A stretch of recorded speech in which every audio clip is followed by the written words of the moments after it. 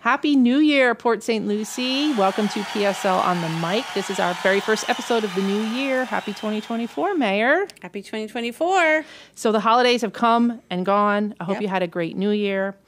We hope everyone enjoyed them, had a safe holidays with family and friends. We hope you were on Santa's nice list and got everything you wanted on your list. This podcast is actually pretty appropriate with that.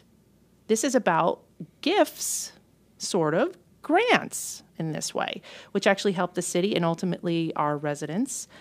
And we're going to be talking about the grants that we applied for and received last year. And then we will do this again next year.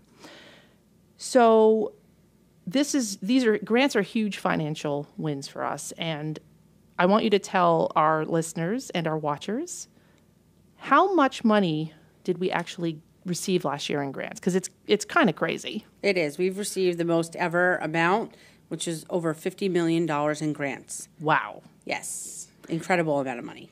Why are grants so important? They are so important because the money that we receive for the grants help offset the cost of all of our projects, so it doesn't come out of taxpayer funds.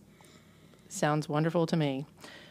Let's talk about the importance of grants this episode and how they help our residents and the city. How many did we apply for last year? I think we applied for over 64 grants last year, for sure. We try to apply for as many as we possibly can throughout the year. How many did we secure? Do we know that? Probably didn't get all of those grants, but we secured $50 million worth, which is great. Right. Now, can any staff member apply for a grant? Do we have a team? What's the process? How do we seek them out? So they're ongoing. All the different agencies throughout the year send emails in and send information into the city about the different grants that are available, whether they are state grants, whether they're local grants or federal grants. Each department has people that work on grants throughout the year. We also have a Grants and Advocacy Team out of our city manager's office. I was going to say, which department? The city manager. Okay. And Kate Parmalee is in charge of that, and she's the one that kind of corrals everybody and corrals all the different departments about with regard to the grants. Okay. And so, like I said, they're active and ongoing, and then all the grants have different criteria depending on whether it's an infrastructure grant, if it's an art and public places grant, if it's a Florida Inland Navigation grant to address issues on our waterways, on our St. Lucie River. And so we look at our projects that we have. We look at the funding that's available. We look at all the criteria that has to be met in order to not only obtain, but also implement the grants as well. And then they go and apply for them. Okay. It looks like from the list that I'm staring at right now, they basically fit into our strategic goal, our strategic plan really, really well. We have grants, I believe, for every goal that we acquired last year. Sure. Let's talk about some of these. For instance, Goal 1, Safe, Clean, and Beautiful. What have we received? So we got grants for our victim advocates in the police department. The victim advocates are the people that go out and assist victims of crime and help them with all the resources necessary in order to either be mental health counseling or whatever is needed that they may have an issue with. Our victim advocates work with those people to help them get through situations that are crime-related or, for example, domestic abuse-related, things like that. We have law enforcement grants that we get for technology, for sometimes bulletproof vests or equipment that is needed for the police department. And so we work constantly to seek out those grants as well. And it looks like we got a lot of neighborhood grants as well, over $4 million. Yes. Yep. And playgrounds, rental assistance. We have over $3.4 million to boost small businesses and things like that. Talk about that, because small businesses in town it's our lifeblood. They are. We have a grants program through our economic development director here to assist with small business for startups. We also provide grant funding to the Small Business Development Group out of IRSC in order to fund positions to help people learn about small business and how they can create small businesses and maintain and operate those small businesses as well. We also provide a $50,000 grant to the chamber for something similar for a position to help people as well learn about small business. And why that's so important is because a lot of times small business owners think, okay, I'm just going to start this business. Yeah. You know, kind of like willy-nilly, I can just do X, Y, and Z. But as we all know, there's a lot that goes into it, especially when it comes to startup costs, especially when it comes to being able to maintain the business and being financially stable over time. So a lot of people need help in learning where in the city you can locate a business. And so all that funding goes to help either residents or business owners with navigating through all those channels and those processes. Awesome. I'm so happy to hear that. Yeah. $28 million we received last year for things like water quality projects and road improvements. That's huge. It is huge.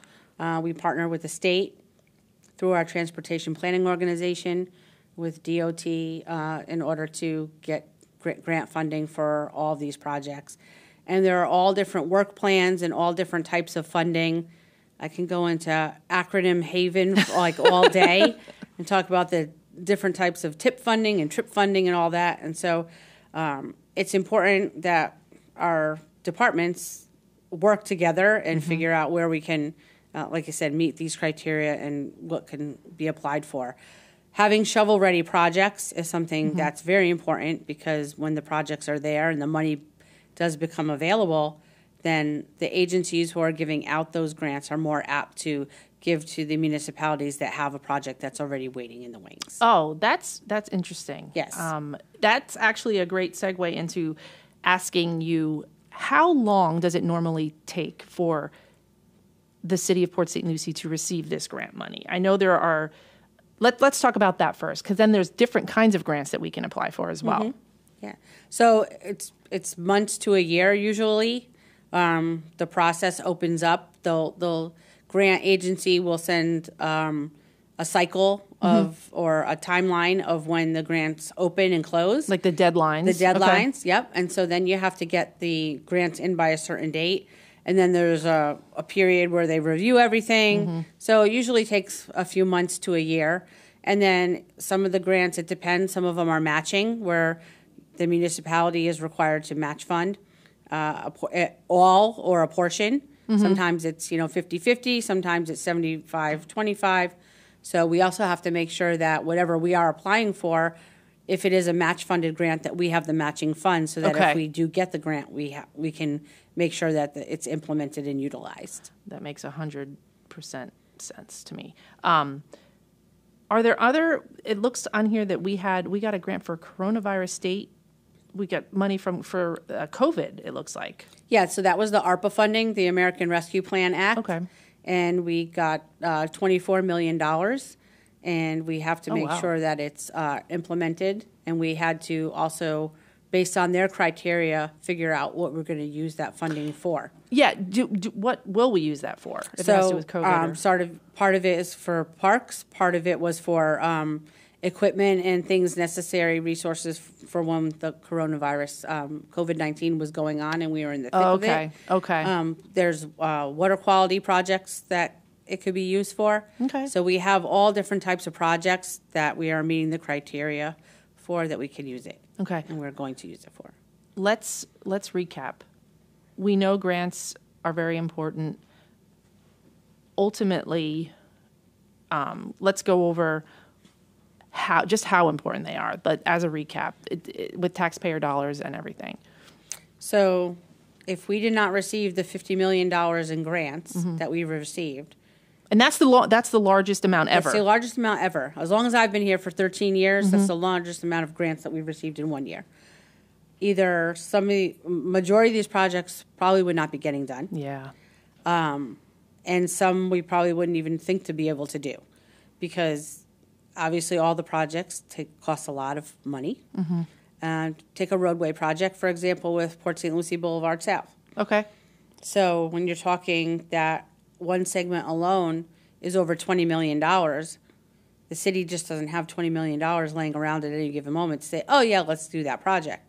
So when the state provides that funding, then we can use other funds for other projects that we know that have to get done. So typically when we have these giant road projects, we look for that state funding because of the costs factor involved. Another project that was vitally important to get done was the drainage project in the Sandpiper neighborhood around our golf course. Right. And we had issues on our golf course, and we had issues in the neighborhood with drainage as well.